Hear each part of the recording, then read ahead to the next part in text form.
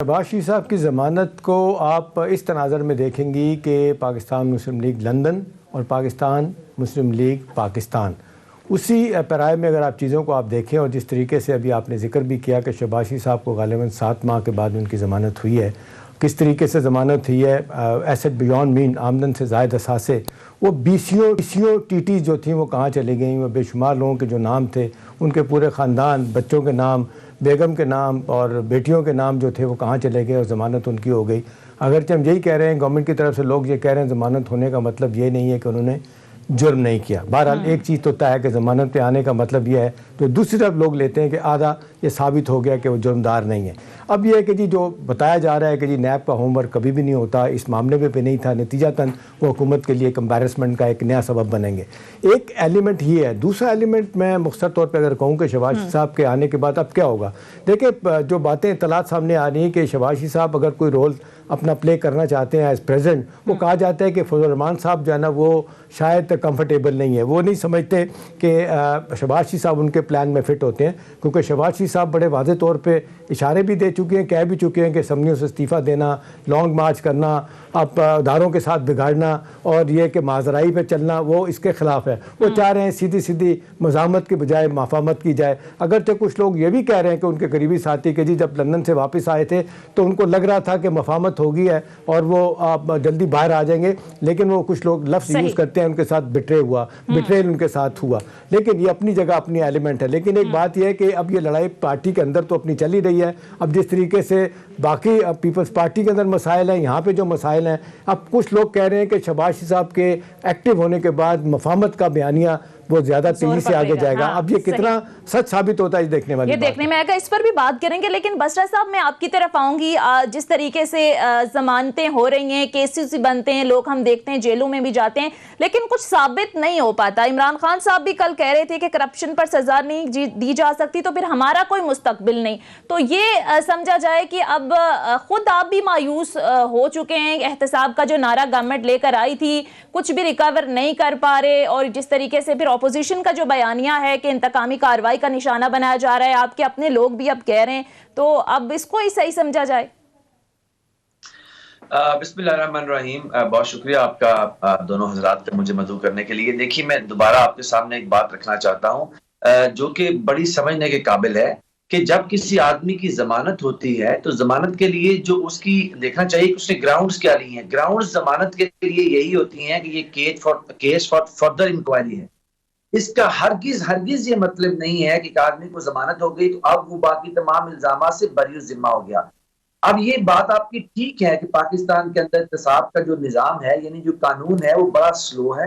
कानून के अंदर लैकुनस मौजूद है। इस बात में दूसरी कोई राय नहीं है कि पाकिस्तान का अदालती निजाम जो है वो सुस्त रवि का शिकार है। लेकिन आप देखिए कि 2-2.5 साल से जो हमारी एक कैंपेन है एहतसाब की, और जिसके ऊपर ये सवालात उठाने की कोशिश की जा रही है, फलां आदमी बाहर आ जाता है, सब लोग जमानत के ऊपर हैं। नवाज शरीफ साहब को सजा हुई है, नवाज शरीफ साहब उस पर सेंटेंस हुआ है।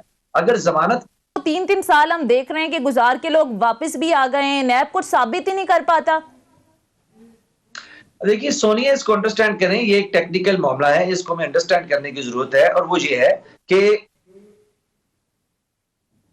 जी ठीक है, बसरा साहब आपकी तरफ वापस भी आएंगे। रोमीना खुर्शीद साहिबा मैं आपकी तरफ आऊंगी। जाहिर है शहबाज शरीफ साहब रिहा हो चुके हैं, और जाहिर है जब भी कोई इस तरह की रिहाई होती है तो मुखालफिन की तरफ से कुछ इल्जामात भी लगते हैं कि कहीं डील हो गई है। तो सबसे पहले तो ये बताएगा क्या वाकई ये किसी डील का ही नतीजा है? और दूसरा, जाहिर है पीडीएम के सेंटर स्टेज पर हमें मरियम नवाज फ्रंट फुट पर नजर आई। अब शहबाज शरीफ की रिहाई के बाद क्या हमें शहबाज शरीफ नजर आएंगे फ्रंट फुट पर?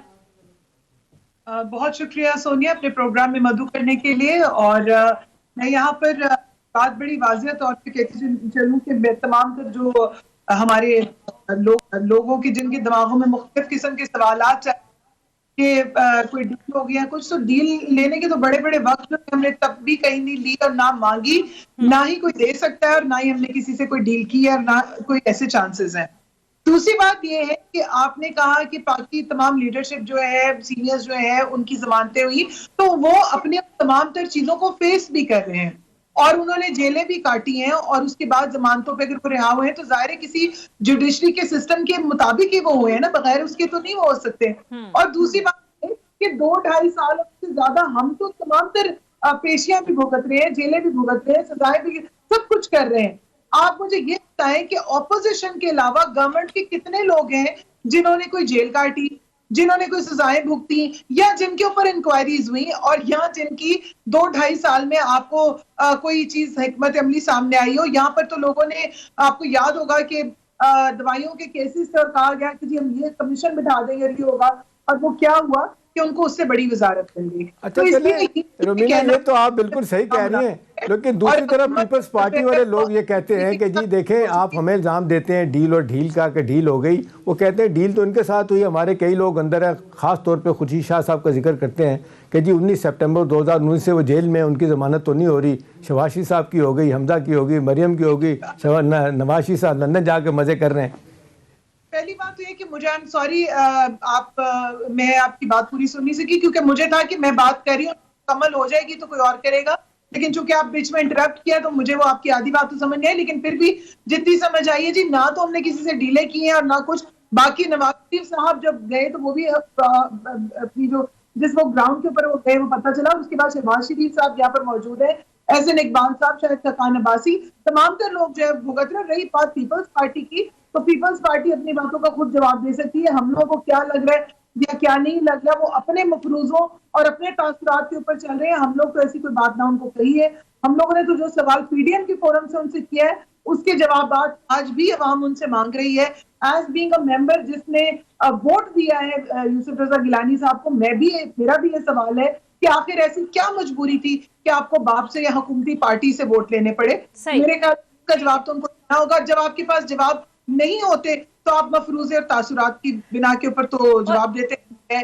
I don't give them any value for. ये बाप का बाप कह के तो अब मेरा ख्याल है बहुत मुश्किलात नहीं पैदा हो गई रुमीना आप लोगों के लिए और पीडीएम के लिए। हमारे लिए तो कभी कोई चीज जब इतनी मुश्किल है, वो क्या कहते हैं, अब तो मुश्किलें इतनी पड़ी यार, मुश्किल आसान हो गई। तो हमने जो स्टांस लिया था हम अपने स्टांस के साथ आज भी खड़े, और इससे ज्यादा मुश्किलात और क्या खड़ी करेंगे। मुल्क ही पूरा मुश्किलात में आ गया है। कौन सी चीज है जो आज आपको अवेलेबल है? लोग सस्ते बाजारों में जाके भी रो पिट रहे हैं कि हमें सस्ता नहीं मिल रहा, महंगा मिल रहा है। तो ये हुकूमत बुरे तरीके के साथ फेल हो गई है।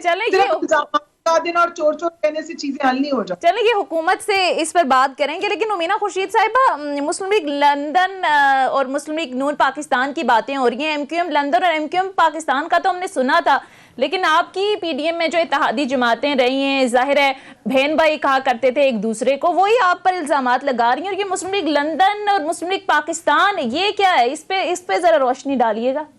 जी, मैं इस पे जरूर रोशनी डालती हूँ। मैं ये समझती हूँ कि बहुत सारे ऐसे लोग जो अपनी ख्वाहिशों के हिसार में चलते हैं और ऐसी मफरूजे जो है वो घड़ते हैं। लेकिन एक चीज जो बड़ी वाजिया इस दफा आपने सबने देखी कि 2018 से जब से ये हुकूमत बनी, बहुत दफा कहा गया कि नून कहीं हो गया, शीन कहीं हो गया, मरियम कहीं हो गया। ये सारे मफरूजे जो है वो हम सबको सुनने में आते हैं। आप कह रहे हैं ये सिर्फ मफरूजों पर मबनी बात है। चल रहा था वही चल रहा है, और there is no friction, everyone is together or very much together.